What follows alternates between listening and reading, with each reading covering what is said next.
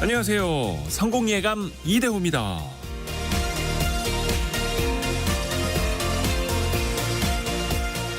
서로 돕고 사는 사회는 인간 세상에만 있는 게 아니더라고요.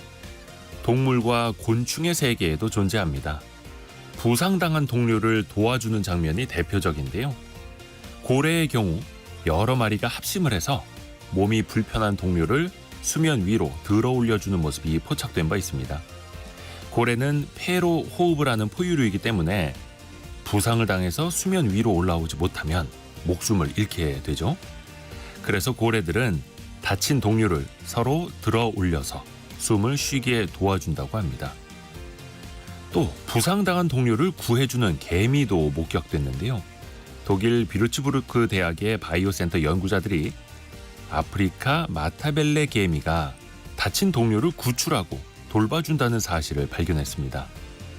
먹이로 삼는 흰 개미와 전투를 벌이다가 아프리카 마타벨레 개미가 부상을 당하면 동료가 나타나서 몸에 붙어있는 흰 개미를 떼어내주고 부축을 해서 개미 굴까지 데려와 준다는 겁니다. 물론 사회성을 가진 동물과 곤충 중에서 극히 일부의 사례일 수 있겠습니다만 삭막해져가는 세상에서 이해득실로만 뭉쳤다 헤어지는 인간관계 속에서 한 번은 떠올려봤으면 하는 장면이기도 합니다. 성공예감 이대호입니다. 출발합니다.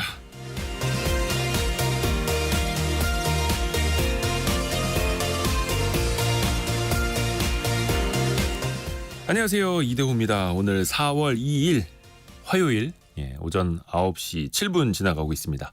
오늘 화요일이니까 KBS 기자들, 원탁의 기자들 K 만나보는 날이죠.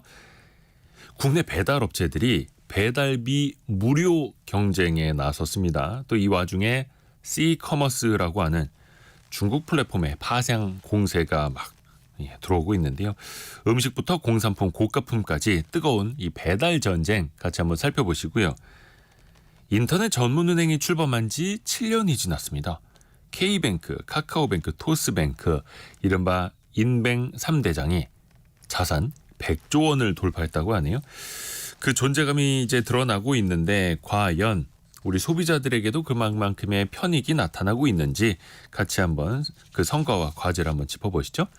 자, 그리고 오늘의 경제상식 퀴즈 나갑니다. 국세청이 우리 생활과 밀접한 100가지 업종의 평균 매출을 분석해봤습니다. 그 결과 일반적인 자영업 중에서 이 업종이 가장 높은 매출을 올렸다고 하네요. 2022년 기준인데요. 평균 3억 8천만 원의 매출이라는 겁니다. 다만 여기에서 주유소, 슈퍼마켓, 편의점, 예식장과 같은 원가 비중이 높거나 전문직이 필요한 업종은 제외가 됐고요. 그걸 제외하고 가장 높은 매출을 올린 이 업종은 무엇일까요?를 맞춰주시면 됩니다. 식당에다가 돼지고기나 소고기 등을 납품하는 이 대형업체를 중심으로 매출이 크게 증가했다라고 하는데요. 홍순자님 주유소, 이호재님 중국집 아니고요. 조금 힌트를 더 드려야겠네요. 예전에는 여기 가면은 고기를 꼭 신문지로 돌돌 말아서 까만 봉지에 담아줬거든요. 요즘에는 포장이 잘 돼서 나옵니다만 옛날에는 고기를 꼭 신문지에 왜 이렇게 말아서 줬는지 모르겠습니다. 또 빨간 조명이 또 인상적이기도 한 이곳을 세 글자로 맞춰주시면 됩니다. 짧은 문자 50원, 긴 문자 100원이 드는 샵 9730 문자 메시지가 열려 있고요. 또 KBS 콩은 언제든지 또 무료입니다. 추첨을 통해서 저희가 또 다양한 선물 보내드리고 있고요. 유튜브를 통해서도 함께 하실 수 있습니다. 성공예감 이대호입니다. 자주 검색하시면 성공이 가까워집니다.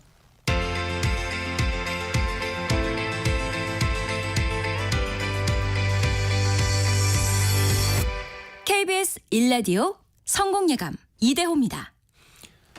2577님이 언제 들어도 신뢰가는 이대호님 목소리 오늘도 좋네요 라고.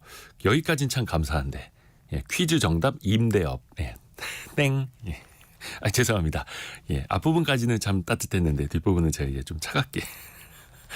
자, 간밤에 미국 증시 그리고 또 쏟아지고 있는 경제 뉴스 한번 정리해 드릴게요. 오늘의 경제 뉴스 참 좋은 경제연구소 이인철 소장과 함께합니다. 안녕하세요. 네, 안녕하세요. 증시 상황부터 정리해 보죠. 일단 뉴욕 증시가 혼조 양상으로 마감을 했습니다.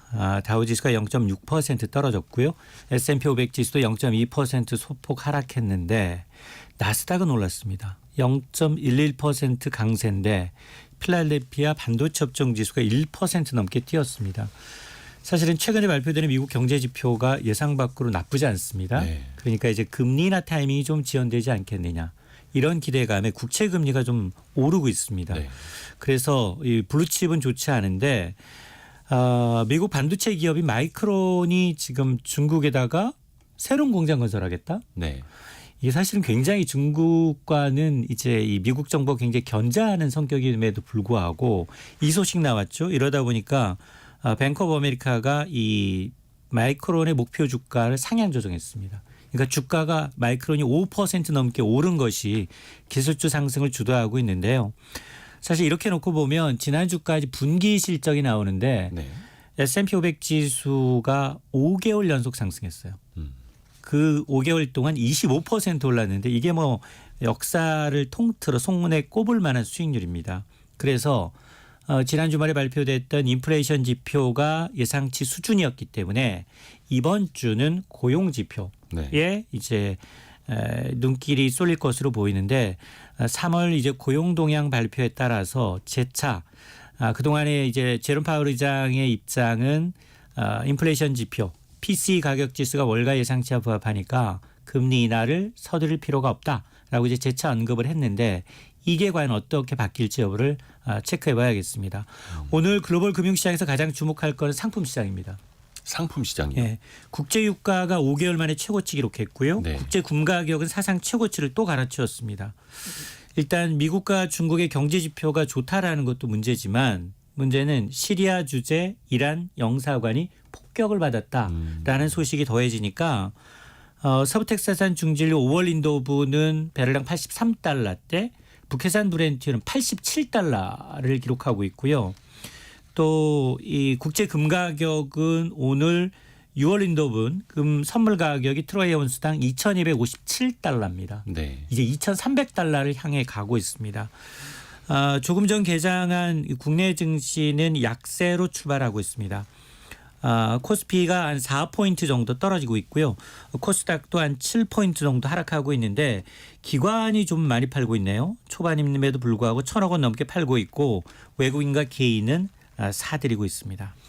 미국에서 또 마이크론이 급등을 했는데 오늘 삼성전자는 한 2% 가까이 올라서 83,600원대까지 올라 있네요.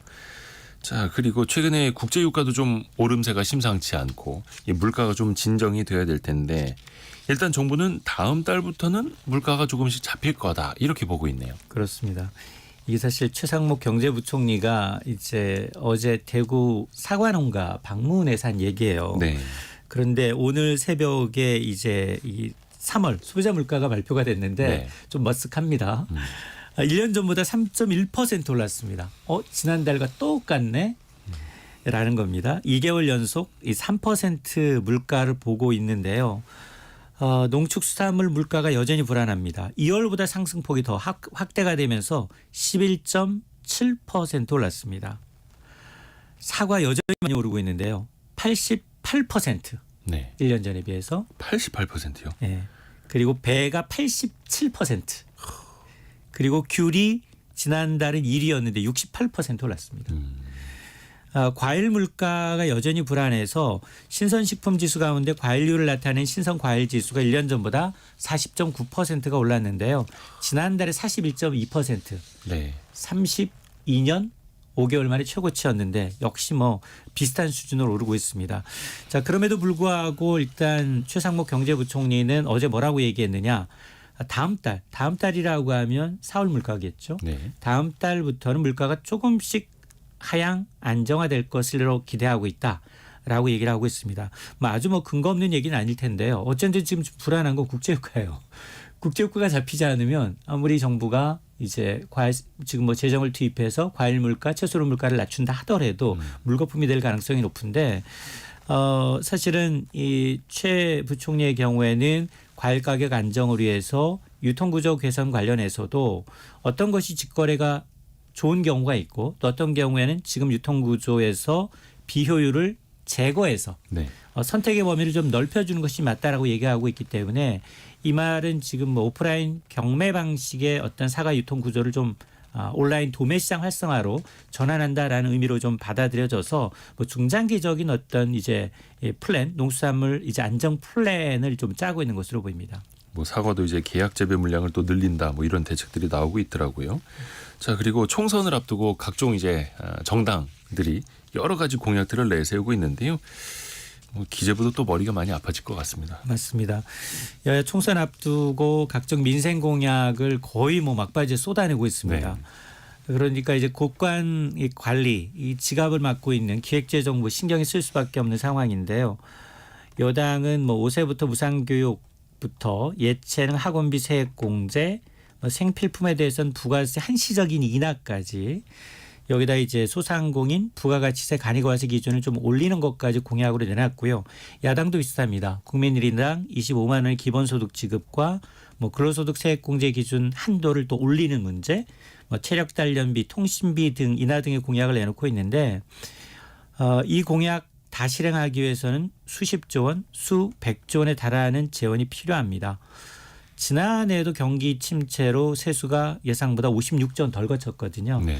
그래서 올해 정부가 이제 녹록치 않은 상황이고 그리고 이제 올해 이 사실은 관리재정 수지 총 수입에서 지출을 뺀 이 통합재정 수지에서 국민연금과 같은 4대 연금을 제외한 차감한 정부의 실질적인 재정 상태가 그다지 좋지 않습니다.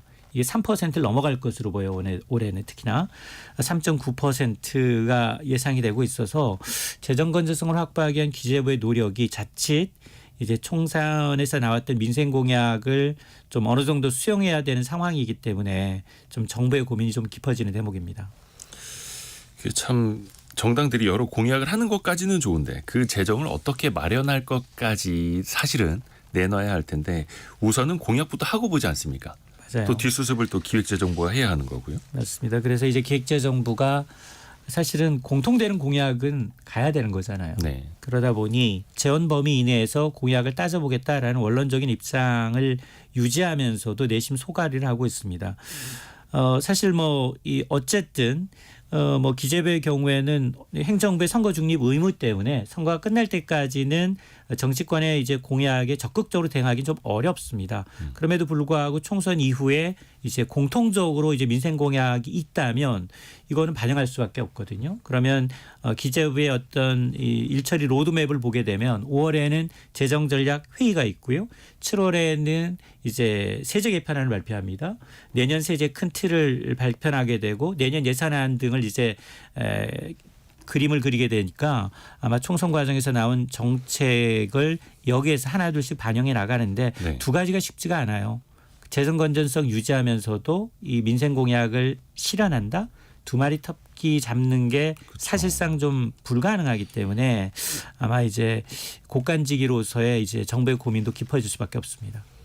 자, 그리고 해외로 또 외국 기업으로 취업하는 사람들이 늘고 있어요. 사실 저는 외국 국내에 좋은 인재들이 네. 너무 우리 취업 시장이 좁잖아요. 청년들이. 네. 그래서 굉장히 스펙은 좋은데 좀 안타깝다. 우리가 전 세계에서 내는 이제 기여금에 비해서 상대적으로 우리 일자리를 좀 못 찾아먹는 부분이 있어서 해외로 많이 나갔으면 좋겠다라는 건데 그러나 이면도 있습니다. 지금 외국 기업들이 한국인 구인 규모가 역대 최대인데요.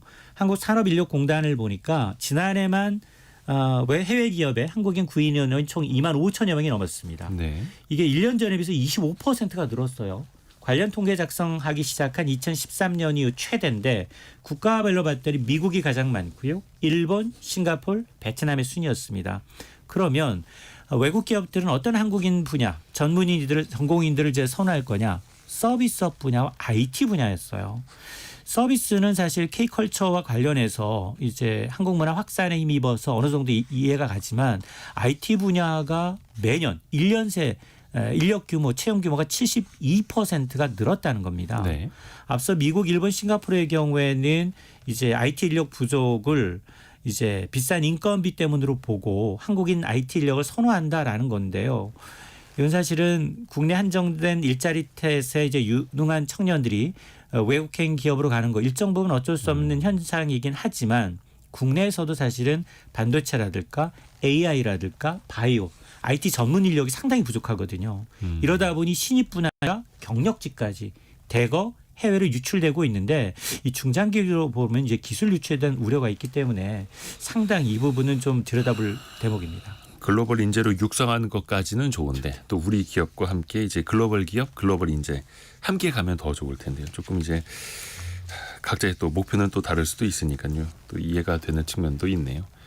자, 오늘 참 좋은 경제연구소 이인철 소장과 함께했습니다. 고맙습니다. 네, 고맙습니다.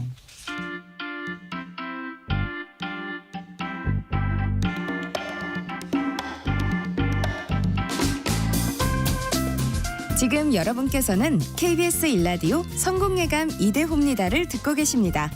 참여해주신 여러분께는 추첨을 통해 아름다운 식탁창조 주비푸드에서 자연에서 갈아 만든 생와사비를, 쉽고 빠른 판촉물 제작 시너지 기프트에서 대용량 에어프라이어를, 그리고 성공예감에서 준비한 커피 쿠폰을 보내드립니다. 당첨자는 성공예감 이대호입니다 홈페이지에서 확인하세요.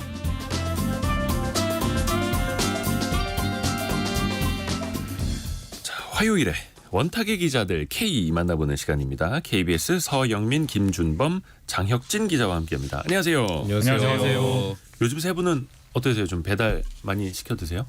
전이랑 또 비교해 보면 어때요? 최근에 다시 좀 시켜 먹기 시작했습니다. 집에 신생아가 있으니까 예. 밖에 못 나가니까 아, 나가기도 그렇고 좀 시켜 먹는. 근데 애기들이 네. 먹어도 괜찮아요? 배달 음식? 신생아가 먹는 게 아니죠. 아, 참 얼마 전에 출산하셨죠? 그렇습니다. 셋째. 한 달쯤 됐습니다. 감사합니다. 네. 늦었습니다. 제가 인사를 또 드렸어야 되는데 셋째를 낳아서 이제 또 애국자 반열에 오르신. 뜻하지 않게. 네. 요즘에 제가 이제 이걸 여쭤본 이유가 쿠팡이츠를 시작으로 해서 배달의 민족까지 배달비를 안 받겠다. 배달비 제로 이렇게 선언한 곳들이 있습니다. 물론 뭔가 시장에 좀 파이를 가져오려고 하는 거겠습니다만은 그 배경까지 좀 살펴볼까요? 일단 제가 먼저 내용을 좀 정리해드리면요. 이제 3월 26일 그래서 지난주죠. 지난주부터 이제 쿠팡이츠가 묶음 배달이라고 있어요. 그러니까 네. 여러 집을 배달해 오는 서비스인데, 그러니까 조금 배달 시간 좀 늦겠죠. 거기에 대해서 이제 무료 서비스를 시작을 했는데 이제 이렇게 하니까 4월 바로 1일부터 배민도 우리도 알뜰 배달 무료 서비스 시작했다. 이렇게 발표를 했고요. 뭐 근데 두 회사의 차이는 제가 조금 그 어제 앱 들어가서 한번 봤는데 그 쿠팡이츠는 이제 각 음식점별로 설정해 놓은 최소 주문액이 있잖아요. 네. 그 최소 주문액만 넘으면 이제 배달비가 무료인데 알뜰 배달이 무료인데 배민은 15,000원 이상을 주문을 해야 돼요. 네. 그리고 뭐 쿠폰을 다운로드 받아서 이렇게 해야 돼서 조금 번거로운 건 있는데, 다만 이제 쿠팡이츠는 다들 아시다시피 월 회비를 내야 되죠. 그렇죠. 배민은 낼 필요가 없는데 월 회비 이제 44,900원을 내야 한다는 점. 예, 4,990원. 근데 근데 쿠팡이츠는 뭐 지방 주요 도시까지는 되는데 배민은 이제 지금 수도권만 되는 이제 상황이고, 그래서 뭐 저는 이제 1인 가구 입장이니까 사실 이제 이 혜택들을 보면 사실 쿠팡이츠 혜택이 좀 굉장히 좀 메리트가 있는 건 사실이에요. 왜냐하면 15,000원 이하를 먹는 경우도 많거든요. 이제 혼자 사는 경우는 네. 이게 적게. 근데 만약에 나는 뭐 한번 배달하면 기본 2, 3만 원은 먹어야지 싶다면 굳이 뭐 멤버십 가입 안 하고 배민을 쓰셔도 무방은 필요에 합니다만, 따라서. 예, 확실히 그랬다. 5인 가구 기준으로 보면요. 네. 최근에 몇 번 시켜 먹어 보니까 확실히 배달비는 안 듭니다. 어떤 방식으로든 뭐 쿠폰을 써서 배달비를 없애주건 아니면 그 음식의 값을 뭐 몇 퍼센트 할인해주건 그 사 먹는 고객의 입장에서는 배달비는 안 들고 정말 과학적으로 계산을 해놓은 게요. 배달비보다 한 100원, 200원 쌉니다. 그러니까 거의 배달비를 깎아주기 위해서 이 계산을 해놓은 겁니다. 아, 쿠폰 발급하는 네, 게. 쿠폰 발급이 어떤 방식을 쓰건 어느 회사를 가건 한 4, 5인 가구라면 아니면 뭐 2, 3인분을 시켜 먹는다면 대부분 느끼시겠지만 지금 배달비 안 듭니다. 완전히 달라졌습니다. 예전에는 한 1, 2년 전, 2, 3년 전에는 배달비만 3,000원, 4,000원 드니까 특히 이게 막 피크 시간에는 막 배달비가 올라가니까 시켜 먹는 게 부담이 됐는데 지금은 배달비 없이 시켜 먹습니다. 이게 배달 업계 입장에서 보면 네. 좀 뭐 고급스러운 용어를 쓰자면 이제 수익 모델의 이제 전환을 시도하는 것 같아요. 그러니까 배달앱이 초창기 우리 이제 코로나 때 폭발적으로 성장하지 않았습니까? 네. 그때로 조금 시간을 돌이켜 보면 그때 많이 나왔던 뉴스가 배달 한 번 시키니까 뭐 1시간이 걸려도 안 와요. 뭐 1시간 반째 안 와요. 뭐 비 오면 2시간째 안 와요. 그래서 신속한 배달이 굉장히 중요했었고 배달업계는 그래서 배달 라이더 확보와 함께 좀 수수료를 더 받더라도 빠른 배송을 많이 해줬습니다. 단건 배달 같은 상품도 그때 나왔었고요. 근데 작년부터는 확실히 이제 팬데믹 끝나고 엔데믹이 되면서 통계를 봐도 음식 배달 서비스 매출이 역성장을 했어요. 그러니까 이제 음식 배달이 예전처럼 폭발적으로 성장을 하지 않고 사람들이 안 시켜 먹는다. 이런 상황에서 어떻게 우리가 이 시장 파이를 최소한 지켜나갈 거냐. 결국 고객에게 받는 수수료는 없이 가자. 대신 다른 데서 수익을 벌충하자. 마치 우리 카카오 택시 같은 경우가 물론 뭐 서비스에 따라서 손님이 내는 요금 수수료가 있긴 하지만 기본적인 건 안 내잖아요. 그러면서 손님을 많이 끌어오고 결국 사업자 쪽, 택시 쪽에서 수수료를 받아서 수익을 갖는 모델이잖아요. 배달도 어쨌든 고객들이 빠져나가려면 배달 시장 자체가 붕괴돼 버리기 때문에 고객을 어떻게든 가둬놓자. 그러려면 배달비를 제로로 하고 다른 쪽에 수익을 찾자. 이런 모델로 가는 거 아닌가 싶습니다. 배달 수요가 높을 때는 3,000원, 4,000원, 5,000원, 6,000원 막 올리다가 이제는 사람들이 빠져나가고 있으니 이거 안 되겠네. 무료로 해드리고 대신에 저희가 비용은 딴 데서 거두겠습니다. 네. 근데 그런지 어찌됐든 간에 이게 다 손해보고 장사할 수는 없으니까 공짜가 있는 만큼 어디선가는 그걸 또 이제 벌충하려고 할 거 아닙니까? 방금 김준범 기자가 약간 사업 모델을 좀 전환하는 것 같다라고 말을 했는데 네. 뭐 저희 소비자 입장에서는 배달비라는 글자만 신경 쓰일 거고 그렇죠. 이 배달비만 생각하면 되니까 이게 공짜면 그냥 뭐 시켜 먹어도 되겠네가 되는 건데 그렇기 때문에 요즘 한 번씩 시켜 먹어보면 단건 배달을 시키건 그냥 뭐 여러 배달을 시키건 거의 대부분 빨리 옵니다. 예전보다 훨씬 빨리 오는 건 그만큼 수요가 줄었다는 거죠. 그 수요가 준 상황에서 소비자는 계속 시켜 먹게 하되 그 이익은 계속 내려면 당연히 그 반대편 자영업자 분들의 부담이 커지는 겁니다. 또 어떻게 보면은 그 음식값이 알게 모르게 또 올라갈 수도 있을 테고요. 소비자 입장에서 보면 분명히 어떻게 될 것 같냐면 이중 가격이 더 많아질 거예요. 이중 가격이라면 이제 배달 가격이랑 이 이제 매장 가격이 다른 거죠. 그러니까 뭐 요즘 그런 집 많다 하더라고요. 그렇죠. 매장에서 뭐 김치볶음밥 먹으면 7,500원인데 배달 시키면 8,000원. 뭐 이런 식이죠.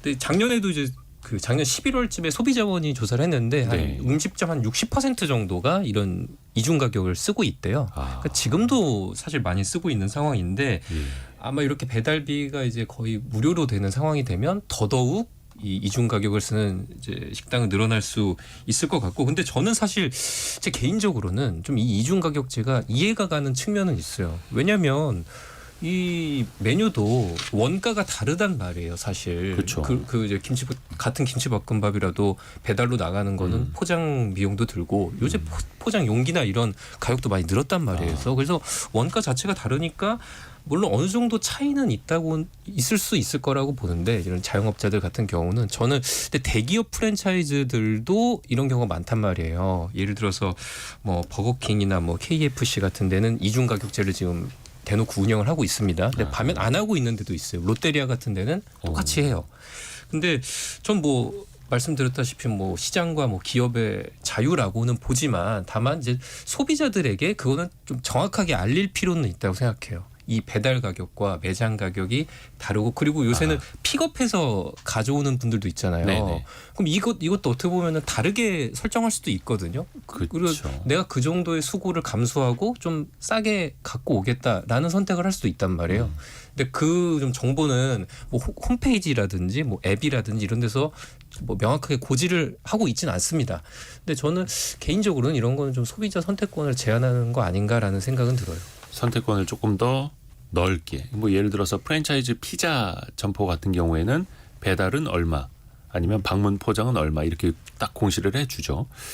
2926님이 저희에게 문자 보내주셨는데요. 배달 음식점을 하는 저희는 수수료에 2중 3중으로 더 힘들답니다 라고. 그러니까 자영업 하시는 분들 입장에서는 어찌됐든 간에 배달비가 1,000원이든 0원이든 5,000원이든 또 수수료를 또 내야 하는 거기 때문에요.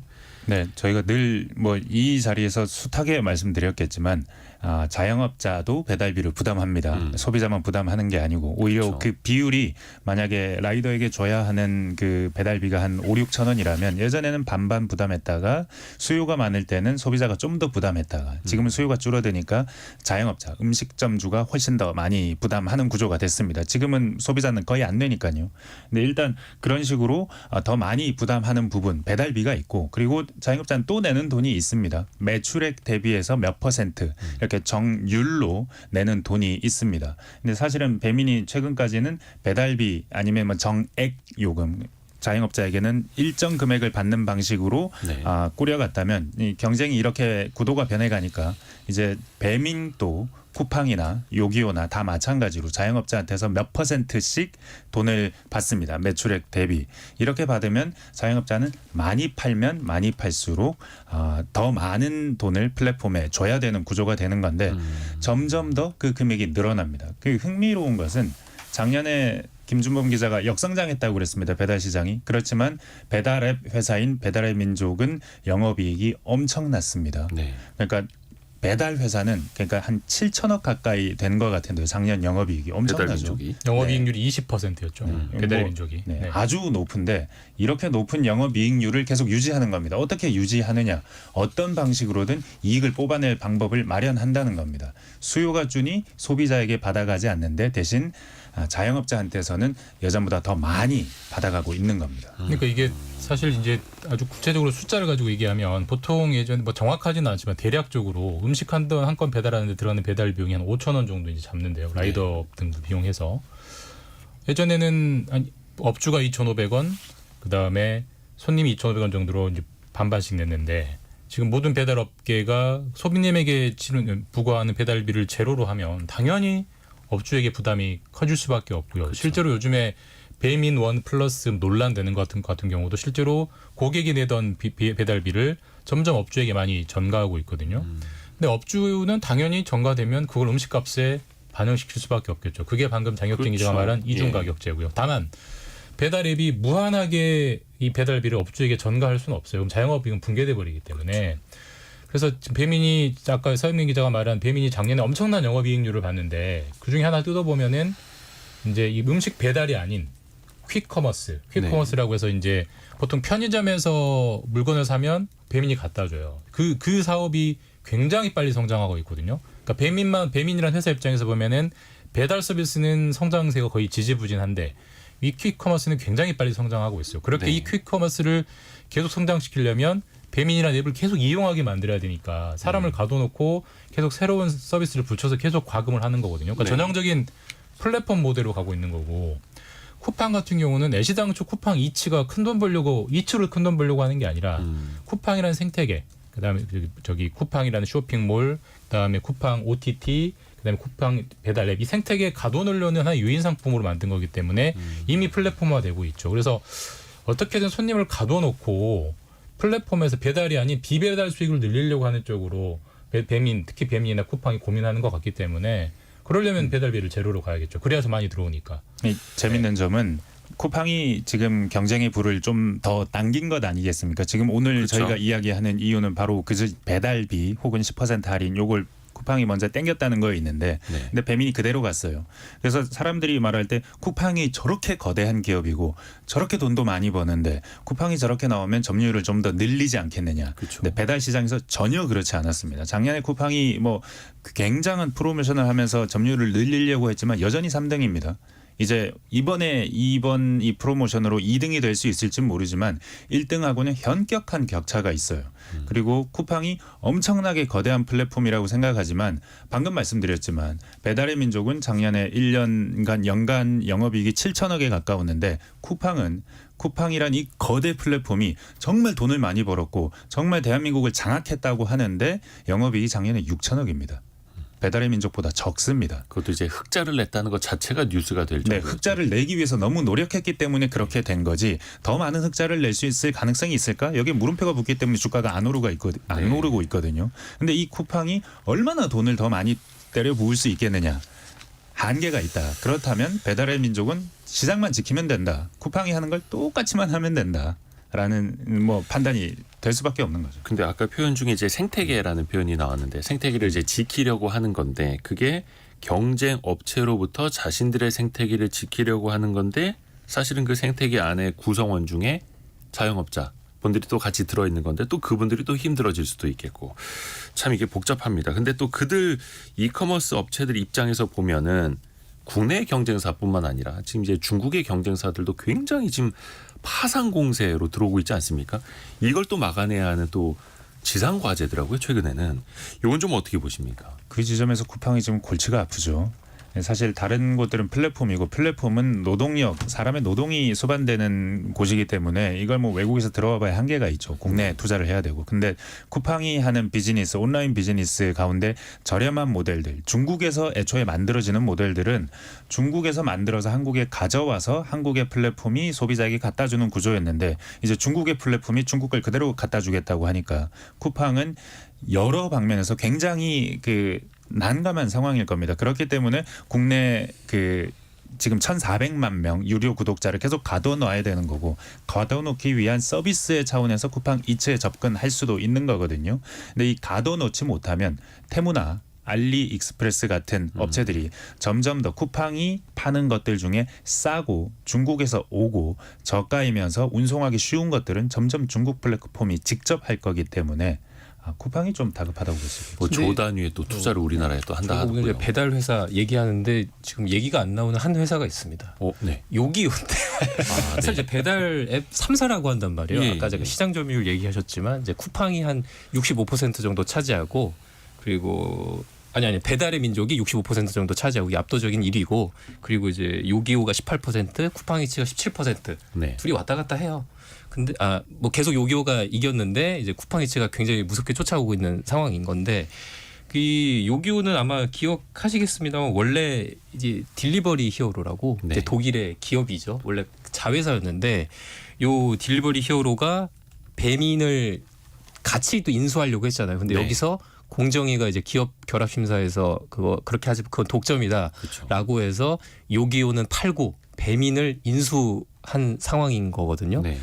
그래서 그 요기요가 당시 이제 매물로 나왔는데 그거를 사간 게 GS 리테일이에요. 근데 GS 리테일이 이제 사갔는데 아까 뭐 말씀하셨지만 배달의 민족은 작년에 영업이익이 7천억이었고 잘 됐고 그리고 쿠팡도 그래도 흑자 전환하고 그리고 쿠팡에 뭐 물론 그 영업이익은 배민보다는 작지만 매출 자체는 이제 31조 원이 나와서 이마트를 앞질렀어요. 네네. 그래서 그게 또 외형 성장 계속하고 있죠. 그래서 두 기업들은 어느 정도 이제 성장 계속하고 있는데 요기요만큼은 조금 계속 지금 영업 순손실을 기록하고 있거든요. 그래서 여기가 저는 요기요가 굉장히 지금 이제 정체에 빠진 상황이다. 저는 좀 이렇게 좀 말씀을 드리고 그 싶네요. 배달의 민족이 사실은 독일 자본과 손을 잡은 이유 중에 하나가 이대로 가면 우리도 생존이 어렵다. 정말로 투자가 더 많이 이루어져야 하기 때문에 그래서 독일 자본을 받아들일 수밖에 없다. 당시에 또 그렇게 설명을 했던 것처럼요. 그러니까 이제 배달 앱 3사 중에 요기요와 그다음에 이제 쿠팡과 배민이 서로 이제 다른 묶음으로 분류되는데 그 요기요의 사례만 보면 그게 이제 보여주는 거죠. 배달만 해가지고는 배달 앱이 성공하기가 쉽지 않고 장기적인 생존을 보장하기 쉽지 않다. 예. 그러니까 쿠팡은 이미 다른 사업 모델을 갖추고 있고 부대 사업을 부대가 아니죠. 사실 쿠팡 이치가 부대 사업인 그쵸. 거죠. 그다음에 배달의 민족은 배달을 기반으로 해서 퀵커머스 같은 걸 확장하고 있고 요즘은 아이폰도 배달의 민족으로 배달이 돼요. 그런 식으로 핸드폰을요? 예, 가전 제품도 배달을 하기 때문에 이제 모든 것을 배달한 이런 식으로 음식 이외의 상품들을 갖춰야 이 생존이 된다라는 거를 지금 보여주고 있고 아까 이대호 기자님이 방금 이제 중국 커머스 얘기했지만 사실 뭐 테무나 알리는 배달 앱은 아닙니다만 사실 우리가 작년까지만 해도 알리나 테무는 논의 테이블에 올라오질 않았어요. 그렇죠. 오로지 뭐 쿠팡 전성시대, 쿠팡 대 이마트만 얘기하다가 올해 갑자기 알리와 테무가 뜨면서 이 중국의 커머스, C커머스가 시장을 다 잡아먹는다. 지각 변동하다. 거의 매기를 넘어서 고래가 되고 있지 않습니까? 그렇죠. 저는 상상을 해보는데 배달 앱도 중국 자본이 들어오면 과연 쿠팡이나 배민은 어떻게 될까? 사실 우리가 알리나 테무 같은 경우도 뭐 한국 시장이 조그만데 먹을 게 뭐가 있다고 한국 시장에 들어오겠어라고 생각했지만 들어와서 지금 뭐 완전히 시간이 바뀌고 있잖아요. 그렇죠. 중국 배달앱은 수수료가 한 500원에서 1,000원 정도예요. 메이투안이라고 엄청 유명한데 물론 이제 네. 우리나라랑 인건비도 다르고 여러 가지가 다르겠지만 알리도 우리나라에서 엄청나게 손해를 보면서 점유율을 넓히지 않습니까? 거기도 그렇게 되면 과연 배민이나 쿠팡이츠가 견딜 수 있을까? 그런 생각을 해보게 되면 우리 배달 앱끼리의 경쟁이 하는 것도 어떻게 보면 지금 되게 따뜻한 경쟁일 수도 있다. 오히려. 네. 뭐 내년이나 들어와 버리면 굉장하게 시장이 바뀌겠죠. 지금 우리 유통업 전반이 매우 어렵습니다. 그 쿠팡이 지금 점점 우리 한국의 온라인 상거래를 거의 장악 비슷하게 해갔다고 하는데도 지금 주가가 그렇게 많이 오르지 못해요. 미국에서 주가가 보면 한 40조 정도 됩니다. 처음에 그렇죠. 상장했던 거에 반토막 이하에 있습니다. 지금. 그런데 여전히 오르지 못하고 있는데 그래도 40조예요. 이 40조라는 게 얼마나 큰 돈이냐면 이마트가 2조입니다. GS 리테일도 2조. 어지간한 이름 들어본 롯데쇼핑도 2조. 다들 시가총액이 2조 안팎에서 왔다 갔다 하고 있습니다. 그러면 쿠팡의 40조는 어떻게 설명할 수 있느냐. 앞으로 계속 성장해야 되는데. 근데 지금 중국 자본들 C커머스가 들어오고 있는데 이런 차원에서 보면 소비자 입장에서와 이 유통업자들 입장에서는 완전 다릅니다. 자영업자도 어렵고 이 플랫폼도 그렇게 쉽지 않습니다. 그런데 소비자는 계속 이걸 누리기만 하면 돼요. 저희는 계속 더 싸게, 더 편리하게, 더 배달 빠르게 누릴 수 있는데 다만 이 뒤에 있는 자본들의 움직임은 쿠팡은 이 한국 시장을 장악했는데도 점점 힘들어지고 쿠팡 밑에 있는 다른 한국의 유통업체들은 거의 살아남기도 힘들고 네. 중국 자본은 점점 더 밀려오고 이런 상황입니다. 자, 이제 두 번째 이슈로 좀 넘어가야 하는데요. 그 참고로 말씀드리면 알리익스프레스가 지난달 기준으로 앱 이용자 국내 2위, 테무는 4위까지 올라왔습니다. 그리고 저희가 이제 배달 이야기를 했는데요. 많은 분들이 또 의견 보내주셨는데 서은비님이 지방인데 쿠팡이츠 입점을 안 한 식당이 많아요라고 알려주셨고요. 옛날에 참 그 114 전화해서 그 전화번호 알아내서 주문을 하던 그런 또 추억이 저는 네, 땡겨요습니다. 공공 배달에 네, 그것도 있죠. 참 쿠폰이 좋습니다. 되게 많아요. 여러분 대안이 한번 들어가서 있습니다. 한번 써보십시오. 송후님은 예전에는 짜장면 한 그릇만 시켜도 그냥 배달해줬는데라고 또 다시 참 돌아오기 힘든 그런 시절인 거죠. 자, 여러분께 경제상식 퀴즈 한 번 더 내드리고 두 번째 이슈로 넘어갈게요. 2022년 기준으로 자영업, 일반적인 자영업 중에서 가장 높은 매출을 올리는 이 업종을 맞춰주시면 됩니다. 2위 업종은요. 코로나 시기에 배달이 늘어났던 중국집, 중국 음식점이었고요. 반대로 매출이 가장 적은 업종은 이발소와 피부관리업 순으로 나타났다고 합니다. 또 매출 감소율로 따지면 부동산 중개업소가 가장 많이 매출이 꺾였다라고 합니다. 정답은 세 글자고요. 나경민 님이 강력한 힌트를 주셨습니다. 푸줏간. 우미숙 님이 빨간 조명이 있는 곳. 고기의 색깔이 신선해 보이려는 것 같아요라고 또 정답과 함께 또 힌트도 보내주셨고요. 짧은 문자 50원, 긴 문자 100원이 드는 샵 9730이나 KBS 콩으로 올려주시면 됩니다.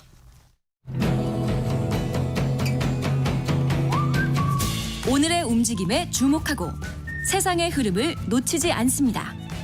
여러분의 내일을 응원하며 성공의 열쇠를 함께 찾아갑니다. 성공예감 이대호입니다. 앞에서 서영민 기자 얘기했던 땡겨요가 공공앱이 아니라 신한은행 거. 신한은행에서 하는 내놨던 거고 죄송합니다. 공공앱은 그 배달의 영수 뭐 그런 몇 가지 또 지자체마다 또 경기도에서 하는 것도 있고 공공 앱들을 또 많이 냈었습니다. 자, 두 번째 이슈는 인터넷 전문은행 이야기입니다. 이게 시장에 과연 매기 효과를 가져올 것이냐. 이 이야기는 사실 인터넷은행 허가 초기부터 기대를 했던 건데요. 일단 K뱅크, 카카오뱅크, 토스뱅크, 인터넷뱅크 3사의 자산이 100조 원을 넘어섰다라고 합니다. 이게 어떤 의미가 있는 건지부터 좀 이야기를 해볼까요? 이제 고객들에게 이제 대출 해준 거 이런 거 이제 대출 채권으로 이제 은행들은 갖고 있는데 그런 것들을 이제 다 총합을 한 겁니다. 총 자산이라는 게. 그래서 아까 이 K뱅크, 카카오뱅크, 토스뱅크가 인터넷 은행 3사인데 지난해 말 기준으로는 이 자산 규모가 이제 100조 원을 넘었거든요. 네. 이제 그 은행별로 보면 이제 카뱅이 54조, 이제 K뱅크가 21조, 토뱅이 25조. 카뱅이 가장 많기는 해요. 근데 뭐 100조 원이라고 하면 엄청 많아 보이지만 사실 이제 5대 은행의 총 자산이 이제 3,000조가 넘습니다. 그래서 사실 거기에 비하면 한 3% 정도 규모밖에 되지 않고 근데 이렇게 중요한 거는 얘네 그 이제 인터넷 은행들은 업력이 짧잖아요. 한 6년밖에 안 됐단 말이에요. 근데도 좀 빠르게 성장한 거거든요. 그게 가장 이 빠르게 성장하는데 최근 몇 년 동안 가장 일조한 거는 단연 이제 주담대입니다. 이제 그 주택담보대출이 작년 기준으로 하면은 5대 은행의 경우는 1년 동안 16조 원이 늘어났거든요. 대출 네. 잔액이. 근데 인터넷뱅크 이 3사가 11조 원 늘어났어요. 그런데 아까 규모가 3%밖에 안 되는데 이 정도 차이면은 거의 5대 은행 못지않게 대출을 취급을 한 거거든요. 주담대를 주담대를 한 거거든요. 그러니까 뭐 상당히 이걸로 엄청나게 늘렸다고 볼 수 있는 거고 또 이렇게 빨리 늘 수 있었던 거는 다들 아시겠지만 인뱅 금리가 좀 싸잖아요. 싸고 또 제 생각에는 작년에 그 대환대출 플랫폼 그 영향도 좀 컸던 것 같아요. 그 작년에 이제 5월부터 이제 신용대출 그렇죠. 그리고 올해 1월부터 이제 주담대랑 전세대출도 금리 비교해서 바로 대환 가능한 이제 플랫폼 서비스가 시작이 됐는데 좀 그런 영향이 있었던 것 같습니다. 대출 갈아타기로 또 이쪽으로 인터넷 뱅킹으로 많이 갈아탔다 하시고요. 뭐 당연히 이제 대출 측면에서 조금 더 유리한 게 보였으니까 소비자들은 그런 선택을 했겠죠. 그러면 인터넷 전문 은행이 뭐 요 정도 이제 성장하는 기간 특히 대환대출 갈아타기에서 막 치고 올라올 때 기존의 시중은행들은 과연 어떻게 하고 있었을까요? 뭔가 좀 정체가 돼 있었던 걸까요? 아니면 인터넷 은행이 더 잘한 걸까요? 어떻게 봐야 됩니까? 뭐 인터넷 은행이 상대적으로 더 잘했죠. 그러니까 뭐 방금 장혁진 기자 말처럼 소비자에게 중요한 거는 가격인데 그 대출의 가격은 금리인데 금리도 더 싸게 해줬고 인터넷은행이 금리를 싸게 할 수 있는 이유는 결국 영업점이나 인력이 적기 때문에 비용이 덜하잖아요. 네. 당연히 가격을 싸게 책정할 수 있고 그다음에 뭐 인터넷은행이 기여한 바가 꽤 있죠. 사실 지금 비대면 금리 갈아타기가 되게 하는 것도 인터넷은행이 거기에 촉매적 역할을 했고요. 뭐 요즘 비대면 대출도 너무나 더 간편하게 되지 않습니까? 그러니까 거기에 자극받은 5대 은행들도 지금 많이 따라하고 앱을 많이 개선했거든요. 여전히 뭐 좀 불편한 점도 있긴 하지만 그런 측면에서는 변화를 가져온 매기 역할은 분명히 했는데 다만 이제 지금 아까 총 자산이 100조가 넘었다고 하지만 우리나라 은행의 전체 자산을 100이라고 하면 5대 은행이 70이고요. 네. 인터은행이 3이에요. 3. 그리고 지방은행이 한 7 정도 8 정도 되는데 그러니까 아직은 너무 존재가 미미해서 사실 이제 이 전 정부 때 문재인 정부 때 인터넷은행이 출범했지만 그때만 해도 어떤 우리나라의 금융시장을 바꿀 정말 어떤 변혁의 기폭제가 될 거다라는 기대감을 갖고 출발은 했지만 네. 아직은 너무 작은 꼬마인 거고 사실 우리나라 은행 역사를 보면은 정말 기폭제만큼 바꾼 건 IMF죠. 그때 때는 뭐 우리가 조상 제한서 그래가지고 뭐 조은행, 상업은행, 뭐 제일은행 이렇게 있었지만 네. 그때 바뀌면서 다 합병되면서 지금의 4대 시중은행, 5대 시중은행 된 거 아닙니까? 그 체제가 97년 이후 지금 2024년인데 거의 30년 가까이 유지되고 있는데 그나마 조금 금을 가게 한 게 인터넷 뱅킹이긴 한데 아까 그 자산의 비중에서 볼 수 있듯이 너무 작아가지고 이것만 가지고 뭐 작년에 대통령이 말했듯이 뭐 과점 체제를 깬다든지 이런 힘이 나올 수 있게 하기엔 너무 작아요. 훨씬 더 커지거나 정책적으로 밀어주거나 혹은 더 큰 플레이어가 들어오거나 그게 들어와야 이게 본격적인 변화의 촉매가 되지 지금만 가지고는 그냥 양념 수준이다. 지금 네. 인터넷 은행들이 얼마나 잘했나 네. 뭐 자산 기준으로 볼 수도 있지만 작년에 얼마 벌었나 보면 좀 비교해 보면 뭐 보이지 않을까요? 카카오뱅크 같은 경우는 당기 순이익이 3,500억 정도 됐습니다. 네. 영업이익 비슷할 거고요. 토스뱅크는 당기 순 손실 그러니까 뭐 이런저런 비용을 빼고 나면 손해를 봤습니다. 뭐 K뱅크 뭐 역시 뭐 큰 틀에서 보면 이 그 흐름에서 벗어나지 않고 근데 시중은행들은 어땠냐? 국민은행은 KB 3조 2천억 원, 신한은행 3조, 하나은행 3조 5천억 원, 우리 2조 5천억 원. 여기에 농협까지 넣으면 1조 8천억 원. 순이익이요. 순이익이요.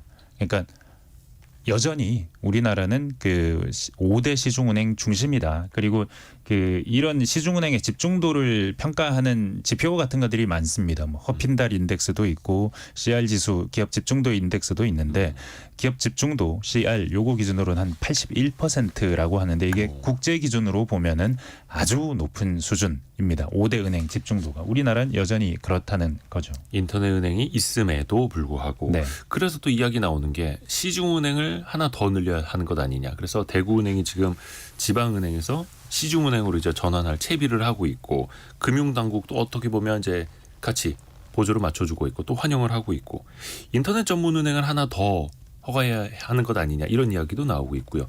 그러면 어떻게 시장에 좀 매기가 한 마리 더 늘어나는 걸까요? 효과는 어떨까요?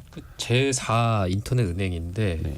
지금 이 제4 인터넷 은행을 준비하는 곳으로 이제 공식적으로 뭐 공식적이란 말이 좀 그렇긴 하지만 어쨌든 이제 그 드러난 곳이 한 세 군데 정도 되는데요. 네. 뭐 유뱅크, 소소뱅크, KCD뱅크라는 곳인데 이제 유뱅크 설립하는 컨소시엄에는 현대해상이 참여하고 있어요. 이 현대해상이 그러니까 방금 얘기했던 이 세 곳 중에 유일한 그 금융사가 현대해상이거든요. 네.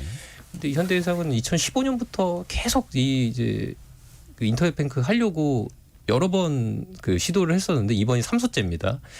근데 현대해상이 저는 이제 육아 선배들에게도 여쭤보고 싶은데 어린이 보험이 최근에 그 유명하잖아요. 네네네. 근데 그게 또 손해율이 엄청 안 좋았대요. 작년에 그 아이들 뭐 호흡기 질환도 있고 그래서 보험 그 손실이 컸나 봐요. 보험사 입장에서 사실 예, 그렇죠. 이제 그 손해율도 높아지고 그렇게 돼서 그래서 또 그 현대해상 입장에서는 막 그 어쨌든 이런 금융사 입장에서는 새로운 좀 먹거리 찾을 게 필요한 거예요. 그래서 좀 그 인터넷 은행 같은 거를 이제 생각하는 것 같고 아까 얘기했던 이제 소소뱅크라는 곳은 이제 소상공인들이라든지 이제 소기업 단체 35곳이 모인 곳이고 KCD뱅크는 이제 핀테크 업체 한국신용데이터라고 거기서 이제 준비하고 있다고는 합니다.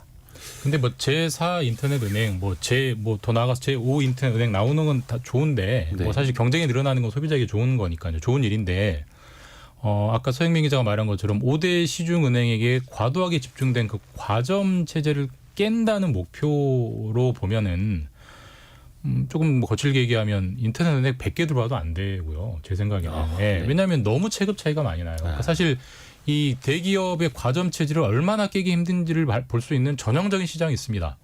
통신 3사. 정부가 정권을 불문하고 과점 체제 해드리자고 그렇게 얘기를 해도 안 되잖아요. 예, 그러니까 독과점을 깬다는 것은 저는 기업 어떤 정말 어마어마한 무슨 중국 자본 정도의 그런 큰 어떤 메가톤급 자본이 들어오지 않는 한 그걸 깰 수 있는 힘은 정부밖에 없어요. 우리가 미국 정부를 보세요. 미국 정부는 독과점하는 기업에 대해서는 정말 우리가 볼 때는 거의 사회주의적 식으로 깨버리거든요. 이번에도 미국 정부가 애플을 제도하지 않습니까? 독점이라고. 네. 그러니까 그런 식으로 그런 식의 강력한 정부의 망치가 들이대지 않고서는 지방은행, 대구은행을 시중은행으로 바꾼다.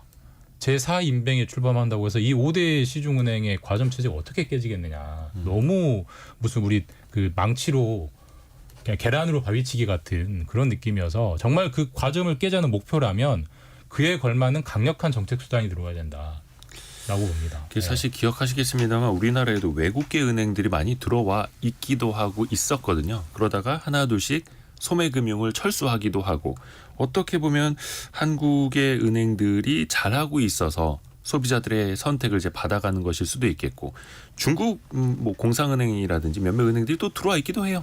다만 소매금융 시장에서 이제 경쟁력이 또 없는 거죠.